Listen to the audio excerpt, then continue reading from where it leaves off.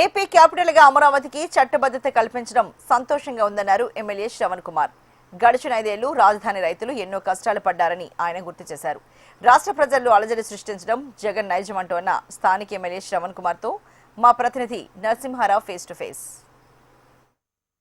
అమరావతి రాజధానికి చట్టబద్ధత కల్పిస్తూ ఇటు లోక్సభలో కానీ అటు రాజ్యసభలో కానీ బిల్లు ఆమోదం పొందడంపై ఆంధ్రప్రదేశ్ అమరావతి రాజధాని ప్రజలు హర్షం వ్యక్తం చేస్తున్నారు. అంతేకాకుండా కూడా 5 ఏళ్లు కష్టపడి కేసులు నమోదు చేసి అమరావతి రాజధాని కోసం అమరావతి రైతులు కొట్లాడటం కూడా జరిగింది.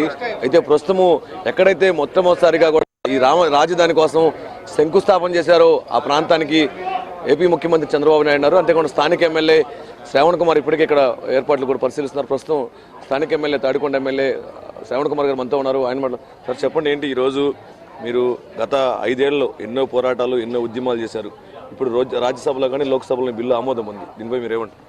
చాలా సంతోషంగా ఉంది. స్వాతంత్రం వచ్చినాక కొన్ని రాష్ట్రాలు విభజన చెందిన మాట వాస్తవమే.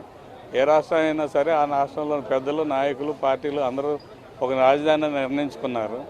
దానికి కట్టుబడి ఉండి అందరూ కూడా ఏ పార్టీ అధికారంలోకి వచ్చినా కొనసాగించారు. కానీ జగన్మోహన్ రెడ్డి ప్రతిపక్షంలో ఉన్నప్పుడేమో అమరావతి రాజధానికి ఒప్పుకుని 30,000 ఎకరాలు తగ్గకుండా చూడమని చెప్పి అధికారంకి వచ్చిన తర్వాత మాట మార్చి ఎక్కడా లేని కొత్త కాన్సెప్ట్ 3 రాజధానులన్నీ ముచ్చట తీసుకొచ్చాడు. భారతదేశంలో ఏ రాష్ట్రానికి 3 రాజధానులు లేదు. కానీ అతని మాట నెగ్గాలనే ఆలోచనతో నడిపించడం తప్ప ప్రజల యొక్క ఆలోచనలు కానీ ప్రజల భావోద్వేగాలు కానీ రాష్ట్రం జరగబోయే నష్టాలు కానీ అవన్నీ కాదు, నాకు అనవసరం. నేను పట్టిన కుందేలకు 3 కాళ్ళు, నేను ఏదంటే అదే జరగాలనే ఆలోచనే తప్ప వేరేమీ లేదు. అయినా కూడా ప్రజలు మార్చేశారు అతని ఆలోచన కరెక్ట్ కాదని మార్చేసి కొత్తగా చంద్రబాబు గారి నాయకత్వంలో కూటమి ప్రభుత్వాన్ని తీసుకొచ్చారు. కూటమి ప్రభుత్వం వచ్చిన తర్వాత రైతాంగ సోదరులు అడిగారు.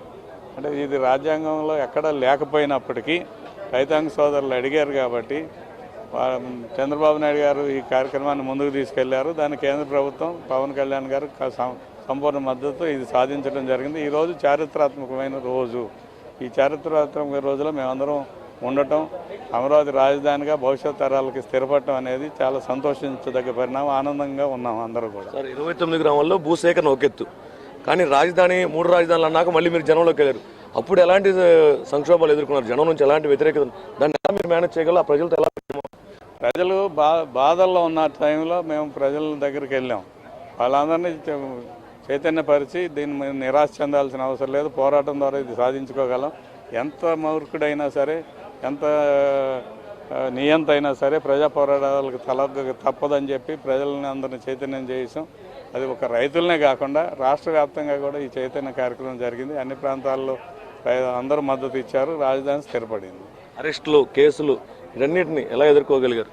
అరెస్టులే కాదు, తప్పుడు కేసులు, తప్పుడు పోలీసు కేసులతో పాటు అరెస్టులు, ఇప్పుడు పోలీసు యంత్రాంగం ఎప్పటికప్పుడు మా ఇళ్ల ముందు కాపలాలు కాయటం, తర్వాత లాఠీ ఛార్జీలు, ముందస్తు అరెస్టులు, తర్వాత ముళ్ళ కంచెలు వేసియటం, ఆడవాళ్ళని హింసించడం, అర్ధరాత్రులు ఇళ్ళకెళ్ళి భయపెట్టడం, కొంతమంది గుండెపోటుతో చనిపోవటం, ఇటువంటివన్నీ దాదాపు 200 మంది చనిపోయారు.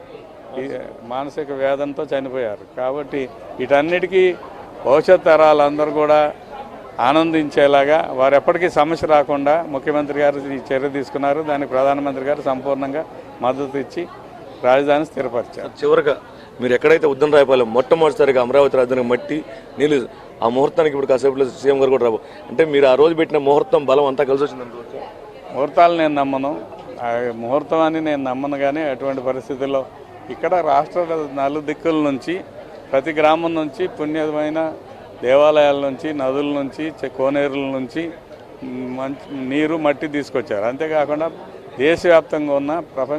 దేశవ్యాప్తంగా ఉన్న పుణ్య నదుల్లో నీళ్లు తీసుకొచ్చారు. ఆఖరికి మసీదుల్లోను, చర్చిల్లోను, లేకపోతే మక్కా మసీదు నుంచి కూడా తీసుకొచ్చారు. ఇట్లా అన్ని ప్రాంతాల నుంచి నీరు, మట్టి తీసుకొచ్చారు. ప్రధానమంత్రి గారు కూడా యమునా నది నీరు పార్లమెంటు సాక్షిగా, ప్రజాస్వామ్యయుతంగా నడిచే పార్లమెంటు సాక్షిగా మట్టి తీసుకొచ్చారు. అటు వాటన్నిటికీ పవర్ ఉందని మనం నమ్మాల్సిన పరిస్థితిగా ఉంది. ఖచ్చితంగా ఆ నమ్మకం ఒమ్ము కాకుండా నిరూపణ అయింది.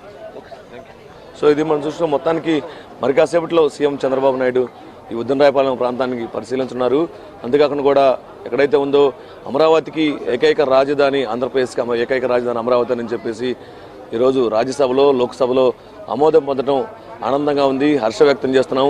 కానీ ఈ గడిచిన 5 ఏళ్లలో కూడా ఎన్నో కేసులు, అరాచకాలు ఎన్నో ఫేస్ చేశాము. కానీ ఈరోజు చివరికి మా కష్టానికి మా ఫలితం దక్కిందని చెప్పేసి కూడా స్థానిక ఎమ్మెల్యే తడికొండ శ్రావణ్ కుమార్ గారు చెప్తున్నారు.